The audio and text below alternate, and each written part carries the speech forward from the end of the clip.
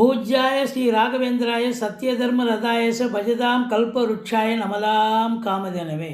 அப்பனே முருகா போற்றி, அப்பனே ஆஞ்சநேயா போற்றி, பட்டீஸ்வரம் விஷ்ணு துர்க்கையே போற்றி.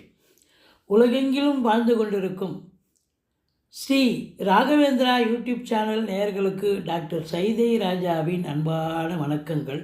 நாம் இப்பொழுது இந்த எபிசோடில் ஆகஸ்ட் மாத ராசி பலன்களை பார்க்க போகிறோம். இது மொத்தம் 31 நாள் உள்ளடக்கியது. ஆடி 16 முதல் ஆவணி 15ஆம் தேதி வரைக்கும் இந்த ஆகஸ்ட் மாதம். இந்த ஆகஸ்ட் மாதத்தில் 8/8/2025 பௌர்ணமி திதி வருகிறது. 22/8/2025 சர்வ அமாவாசை திதி வருகிறது. இதுவரைக்கும் எங்கள் சேனலை பார்த்து கொண்டிருக்கும் அன்பர்கள், சப்ஸ்கிரைப் செய்யாதவர்கள் சப்ஸ்கிரைப் செய்து கொள்ளும்படி கேட்டுக்கொள்கிறோம். ரைட் சைடில் சப்ஸ்கிரைப் இருக்கும், பெல் பட்டன் இருக்கும், ரெண்டுத்தையும் ப்ரெஸ் பண்ணிங்கன்னா அடுத்த நொடியே எங்களுடைய வீடியோ உங்களை நோக்கி வர துவங்கிவிடும். வாங்க ராசிக்குள் செல்லலாம். மேஷ ராசி அன்பர்களுக்கு வணக்கம். மேஷ ராசி காலபுருஷனுக்கு முதல் ராசி. அஸ்வினி பரணி கார்த்திகை முதல் பாதம் உள்ளடக்கியது. இந்த ஆகஸ்ட் மாத கிரகங்கள் மேஷ ராசிக்கு எப்பேற்பட்ட பலனை வழங்கப் போகிறது?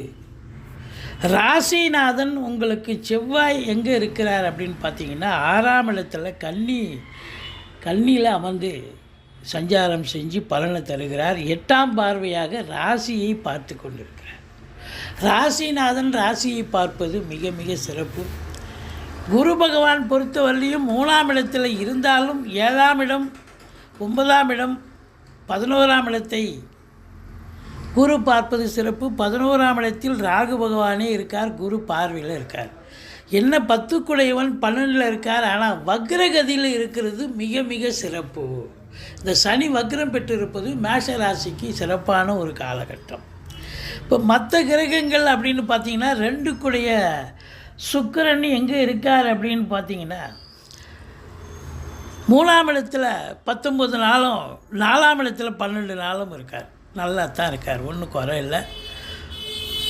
சூரியன் 5 குடைய சூரியன் 5ஆம் இடத்துல 15 நாளும் கடைசி 15 நாளும் முதல் 15 நாள் 4ஆம் இடத்துலையும் இருக்கார்.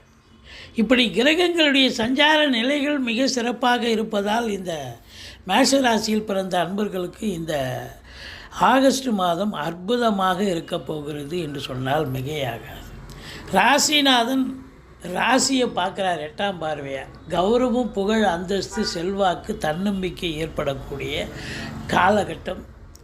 ஒரு தெளிவான சிந்தனை, செயல்கள், எண்ணங்கள் ஏற்படக்கூடிய நிலை. 6ஆம் இடம் அப்படின்னா ருணரோக சத்ருஸ்தானத்தில் போய் ராசிநாதன் அமர்கிறார். அப்போது ஜாதகருக்கு கடன் பிரச்சனைகளோ அல்லது உடல் ரீதியாக ஃபிசிக்கல் ரீதியாக பிரச்சனை, உடல் ரீதியாக பிரச்சனை வரக்கூடிய அமைப்பு ஜாதகருக்கு ஏற்படும். மற்றபடி உங்களுக்கு இந்த குரு பார்வை கோடி நன்மை என்று சொல்லக்கூடிய இந்த குரு பகவான் 2ஆம் இடத்துக்கு ஆதிபத்தியம் பெற்ற மேஷத்துக்கு 2க்கு உடைய சுக்கிரன் 19 நாள் அதிகபட்சமாக குருவோடு இணைஞ்சிருக்கார். அப்போ பொருளாதாரத்தில் இந்த மேஷ ராசியில் பிறந்த அன்பர்களுக்கு ஒரு யோகமான ஒரு மாதம்.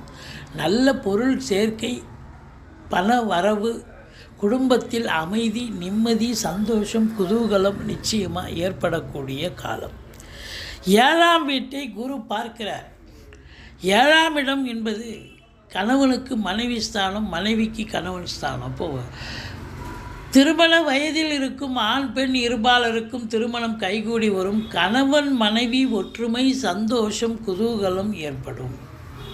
ஆனால் சனி பகவான் 3ஆம் பார்வையாக 2ஆம் இடத்தை பார்ப்பதால், மீனத்தில் இருக்கும் சனி பகவான் 3ஆம் பார்வையாக 2ஆம் இடத்தை பார்ப்பதால் குடும்பத்தில், அதாவது கணவன் மனைவி ஒற்றுமையாக இருப்பீங்க. குடும்பத்தில் மற்ற குடும்ப உறுப்பினர்கள், வீட்டிற்கு வரக்கூடிய விருந்தாளிகள், நட்பு வட்டாரங்கள் இவங்கள்லாம் பார்த்திங்கன்னா சண்டைக்கு மல்லு கட்டுவாங்க. நீங்கள் எச்சரிக்கையாக இருக்கணும். அதாவது வாக்குஸ்தானத்தை சனி பார்த்தாலே கொஞ்சம் ஒரு சொல் வெல்லும் ஒரு சொல் கொல்லும்னு பெரியவங்க சொல்லியிருக்காங்க இல்லையா? அப்போ குடும்ப உறுப்பினர்கள்கிட்டையும் சரி பார்த்து பேசணுங்க, விட்டு கொடுத்து போகணும். வேலை பார்க்குற இடம், தொழில் பண்ணுற இடம், உத்தியோகம் பார்க்குற இடம் எல்லா இடத்துலையும் கொஞ்சம் விட்டு கொடுத்து போனீங்கன்னா எந்த பிரச்சனையும் இருக்காது. மற்றபடி உங்களுக்கு கூட்டு தொழில் செய்கிறவங்களுக்கு கூட்டாளிகளால் நன்மைகள் ஏற்படும். கூட்டு தொழில் சிறந்து விளங்கும். சமூகத்தில் பேரு புகழ் அந்தஸ்து இது நாள் வரைக்கும் இல்லாத அளவுக்கு இப்போ இனி பேரு புகழ் உயரக்கூடிய ஒரு காலகட்டம். நண்பர்கள் உங்களுக்கு உதவி புரிவார்கள். மற்றபடி 9ஆம் இடத்து அதிபதி குரு பார்வையிடுவது என்பது மாபெரும் சிறப்பு. இப்போ பாக்கியஸ்தானம் வலுப்பெறுகிறது. பாக்கியாதிபதி பாக்கியஸ்தானத்தை பார்க்குறதால ஈஸிலி டு கெட், எதையும் போராடி ஜெயிக்கத்தால் கண்டிப்பாக அது தானாக நடக்கும்.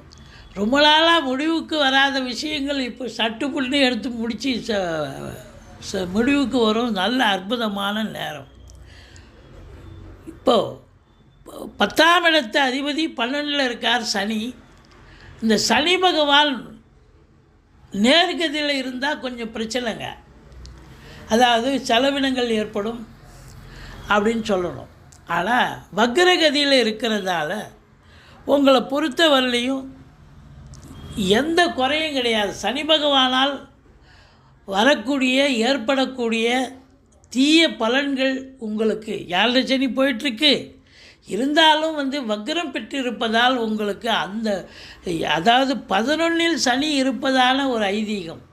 அப்போது நல்லதே செய்யும். இந்த 138 நாள் ஆக்சுவலாக அவர் வக்ரம் பெறுகிறாருங்க. இந்த ஆகஸ்ட் மாதத்தையும் சேர்த்துட்டு இந்த மாதத்தில் உங்களுக்கு சனி பகவான் நல்லதே செய்வார். கெடுதல் பண்ண மாட்டார். 7 சனி நடந்தாலும் கெடுதல் பண்ண மாட்டார். அப்படியே உங்களுக்கு 7 சனி இருந்தாலும் 19 வயசுக்குள்ளே இருக்கிறவங்களுக்கு தாங்க முதல் ரவுண்டு கொஞ்சம் பிரச்சனையே பண்ணும். படிக்கிற பிள்ளைங்க மார்க் எடுக்க மாட்டாங்க, அவங்க கேட்குற குரூப்பு கிடைக்காது. ரெண்டாவது ஒரு ஸ்லாக்னஸ், மெத்த போக்கு அவங்கக்கிட்ட படிப்பில் காட்டுவாங்க. அதனால் படிப்பு அந்தளவுக்கு ஒரு திருப்திகரமான ஒரு சூழல் இருக்காதுங்க. 19 வயசுக்கு மேலே இருக்கிறவங்களுக்கு இதுதான் வாழ்க்கை, இதுதான் பாதை, இதுதான் பயணம்னு நல்லது பண்ணிட்டு போகக்கூடிய அமைப்பை இந்த சனி பகவான் தருவார். அப்போ சங்கடம் தீர்க்கும் சனி பகவானை மங்களம் பொங்க மனம் வைத்தருள்வார். சச்சரவின்றி சனீஸ்வர தேவ இச்சகம் வாழ்க இன்னருள் தாத்தா. இந்த ஸ்லோகத்தை சொல்லுங்கள். சனிக்கிழமை தோறும் எள்ளெண்ணெய் தீபம் இட்டு வாருங்கள். சனீஸ்வர பகவானுக்கு தனி சந்நிதி இருக்கும் கோயிலாக தேர்ந்தெடுத்து தலைக்கு வர்றது தலைப்பாயிட போகுங்க. இருந்தாலும் மொத்தத்தில் ஒரு முக்கிய செய்தி என்னென்னா, இந்த சனி பகவான் வக்ரகதியில் இருக்கிறதால நிச்சயமாக சனி பகவான் உங்களுக்கு ஒரு பின் பாயிண்ட் கூட பிரச்சனை தரமாட்டார், கெடுபலன். ஏன்னா வக்ரமாக இருக்கார். 12ஆம் இடத்துல வக்ரமாக இருந்தால் அப்போ 11ஆம் இடத்துல இருப்பதாக ஒரு நிலை. அப்போது மொத்தத்தில் சனி பகவானே உங்களுக்கு நல்லது செய்யக்கூடிய ஒரு அமைப்பு இருக்குது. பாருங்கள், உங்களுக்கு 11ல் ராகு, குரு பார்வையில் இருக்குது. ராகு கேதுக்கள் 11ல் போய் அமர்ந்தால் அப்படி ஒரு பலன். எந்த ஒரு கிரகமும் 11ஆம் இடத்துல இருந்தால் அற்புதமான பலன்களை வாரி வழங்கும்னு ஜோதிட கிரந்தம் சொல்கிறதுங்க. அப்போ 11ல் ராகு இருக்கிறதே ஒரு ப்ளஸ்ஸு, அதையும் தாண்டி குரு பார்க்குது இன்னும் ஒரு ப்ளஸ்ஸு. அப்போ இந்த மேஷ ராசியில் பிறந்த அன்பர்கள், வெளியூர் வெளிநாடு வெளி மாநிலம் போக விரும்பும் அன்பர்கள் இப்பொழுது தாராளமாக அதற்கான சந்தர்ப்பம் கைகூடி வரும் என்று சொன்னால் மிகையாகாது. அது உயர்கல்விக்காக போகலாம், உத்தியோகத்துக்காக போகலாம், அல்லது சொந்த தொழிலுக்காக போகலாம். எதற்காக சென்றாலும் நீங்கள் நிச்சயமாக சாதிக்கக்கூடிய ஒரு நேரம் இது. ரொம்ப சிறப்பாகவே இருக்கும். உள்நாட்டு வாணிபம், வெளிநாட்டு வாணிபம், ஏற்றுமதி இறக்குமதியாளர்கள், ஷேர் மார்க்கெட்டில் இன்வெஸ்ட் பண்ணுறவங்க, ஸ்பெக்குலேஷன் ஆன்லைன் பிஸ்னஸ் பண்ணுறவங்க, ஹோட்டல் பிஸ்னஸ், ஷேர் மார்க்கெட் போன்றவற்றில் ஈடுபாடு காட்டுபவர்களுக்கு அற்புதமான காலம். Computer, laptop, electronical goods, production, sales and service பண்ணக்கூடியவர்களுக்கும் அற்புதமான ஒரு நேரம். முதல்ல இம்போர்ட்டிங் எக்ஸ்போர்ட் பண்ணுறவங்களுக்கு ரொம்ப சிறப்பான காலம் அப்படின்னு சொன்னால் மிகையாகாது. உங்களை பொறுத்தவரையிலையும் 2ஆம் இடத்தை சனி பார்க்குறதால கொஞ்சம் பார்த்து பேசுங்க. அடுத்தது சனி பகவான் உங்களுக்கு வக்ரமாக இருக்கிறது சாதகமான ஒரு சூழலை. இப்போ திருமணம் ஆகாதவர்களுக்கு திருமணமாகும். கணவன் மனைவி ஒற்றுமை. பணம் கொடுக்கல் வாங்கல் செய்யக்கூடாது. 11ஆம் இடத்தை குரு பார்ப்பதால் பொருளாதார மேன்மை, பணப்புழக்கம் அதிகம் இருக்கும், பண வருவாய் அதிகமாக இருக்கும், பண மழை பொழியும்னே சொல்லலாம். ஆனால் இந்த 2ஆம் இடத்தை சனி பார்க்குறதால உங்களுக்கு கொடுக்கல் வாங்கல் கண்டிப்பாக செய்ய வேண்டாம்.